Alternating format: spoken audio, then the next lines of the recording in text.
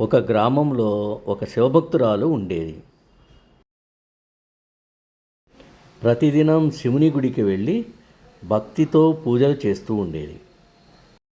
గ్రామంలో అందరికీ అన్నదానం చేస్తూ అన్నపూర్ణ అని పేరు తెచ్చుకుంది. ఒకరోజు శివుడు ఆమెను పరీక్షించడానికి ఒక సాధువు రూపంలో వస్తాడు. భక్తురాలు సాధువుని సాదరంగా లోపలికి ఆహ్వానించి అతనికి ప్రేమతో అన్నం పెడుతుంది. సాధువు తాను బలహీనుడనని కొండ మీద శివుని గుడికి మూర్చికెళ్ళమని చెబుతాడు. భక్తురాలు అలాగే అని చెప్పి సాధువుని మెట్లు మీదుగా గుడికి మోసుకు వెళ్తుంది. కృతజ్ఞతలు తల్లి, నీ వలన శివుని చూసే భాగ్యం నాకు కలిగింది అని సాధువు అంటాడు.